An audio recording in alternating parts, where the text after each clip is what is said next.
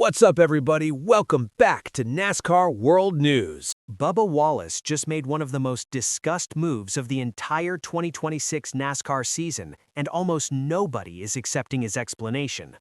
What went down at Martinsville Speedway has the entire racing community divided. Let's go back to Sunday, March 29th. It was the Cookout 400 at Martinsville, one of NASCAR's most narrow and most iconic short tracks. Carson Hocevar, the young 23-year-old driver of the number 77 Chevy for Spire Motorsports, was putting together a really solid day. He rolled off 7th and ran inside the top 15 for most of the afternoon. His car was quick, his team was pleased, and everything was clicking along nicely. Bubba Wallace, on the other hand, was struggling badly. He came into the race sitting third in the Cup Series standings. His number 23 Toyota for 23 1X was lightning fast in Saturday practice. He was actually the quickest car in the final practice session. But when Sunday arrived, that speed just disappeared.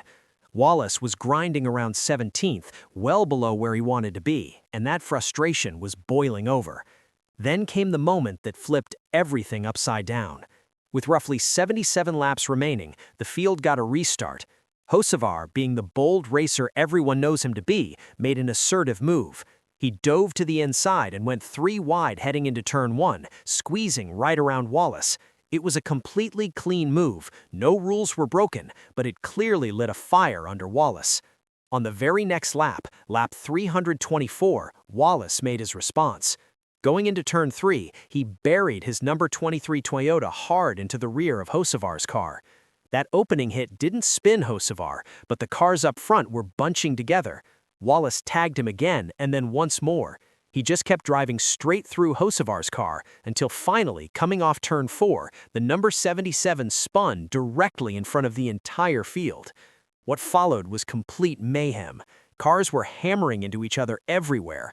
12 cars got collected in the wreck, including Austin Dillon, Daniel Suarez, Chris Buescher, Austin Hill, Zane Smith, Eric Jones, Connor Daly, John Hunter Nemechek, Michael McDowell, and even Wallace's own teammate Riley Herbst. It was the most destructive crash of the entire race, and it turned the front stretch into a complete standstill. Wallace's car was totaled. He wound up dead last in 36th place and had to be evaluated in the infield care center.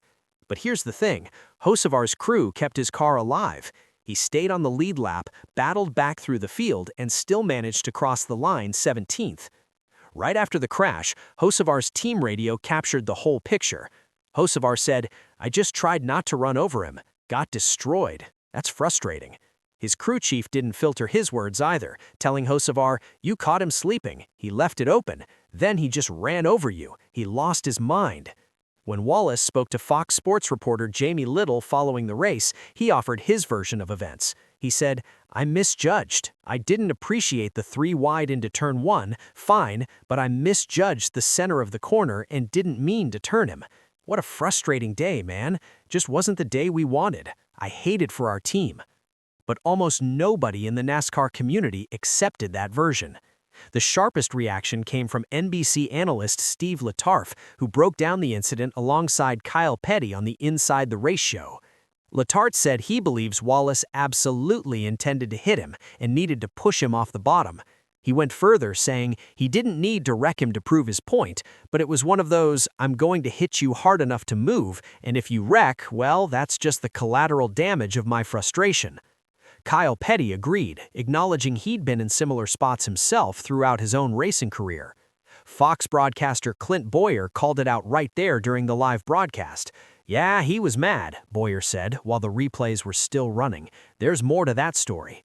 Former Cup Series champion Kevin Harvick also shared his thoughts on his Happy Hour podcast. Harvick said, "Bubba got riled up because Carson put him 3 wide on a restart and put him in a tough spot, and Bubba didn't like that. But, you know, it's Martinsville, and I've lost my temper plenty of times at Martinsville and probably done similar things too. But it's tough when you crash a guy like that and then get caught in it yourself, and your whole day is gone, and it collects so many other cars." Even former IndyCar driver Marco Andretti stepped in, posting just 2 words on social media directed at Wallace: "Poor anger management." And then there's 7 champion Richard Petty, one of the most respected figures in all of motorsport. Petty didn't dance around it on his podcast. He said, "Kinda got into him. He just drove on in there and knocked the door out of him." But perhaps the most striking criticism came from within Wallace's own camp. Freddie Kraft, Wallace's longtime spotter, appeared on the Door Bumper Clear podcast and was completely candid. Kraft said, "There's not really any sugarcoating about it. I gotta take Bubba for his word. He said he misjudged. If he misjudged, it was a really bad misjudgment, and it hurts." He added, "Hocevar did nothing wrong. He took us 3 wide into turn 1 and cleared us cleanly. I think it was just a lapse of judgment for a moment." And then came Kraft's strongest words. "If you want to be a contender for the championship, or a contender to be top 5, top 7, 8 in points, whatever it is, that stuff cannot happen. Unfortunately, we ended our day yesterday self-inflicted." Kraft even acknowledged what many fans were already saying. He admitted he knows Bubba intended to make contact, but doesn't believe Wallace planned to end their own race in the process. He labeled the entire situation inexcusable. Denny Hamlin, who co-owns 231X alongside Michael Jordan, addressed it on his Actions Detrimental podcast. Hamlin said, "I made of it that Bubba wrecked himself trying to knock Carson out of the way. He just didn't let up, kept driving in there, and eventually caused himself to wreck and take others with him." While Hamlin described Hocevar's 3-wide restart as a questionable move, he did not defend what Wallace did in return. The damage to Wallace's season has been severe. He tumbled from 3rd in the standings all the way down to 11th. He collected just 1 single point for that last-place result. Dale Earnhardt Jr. noted that Wallace has now surrendered roughly 60 to 70 points to his teammate, Tyler Reddick, who has been on an absolute roll winning races. Earnhardt Jr. said, "It's a great example of why this point system is going to be so much fun, because if your driver burns out a fuse or short circuits in a moment like that, this is what it can lead to." And this isn't the first time Wallace has allowed his emotions to cost him. Back in 2022, NASCAR suspended him for 1 full race after he deliberately spun Kyle Larson at Las Vegas. In 2024, he was fined $50,000 for making contact with Alex Bowman on the cooldown lap in Chicago. Despite all the backlash, NASCAR has not handed down any punishment for this Martinsville situation. No fine, no points penalty, nothing. That call has only poured more gasoline on the fire among fans who believe Wallace walked away without consequences. Now all attention shifts to Bristol Motor Speedway on April 12th. Bristol is another short track, just like Martinsville, and it's well known for producing even hotter tempers. Hocevar has already made clear he's not softening his aggressive approach. Meanwhile, Wallace needs to work out how to rebuild his season without letting his emotions take the wheel again. With the new chase points format making every single finish matter more than ever before, one more mistake like this could shut the door on Wallace's championship run entirely.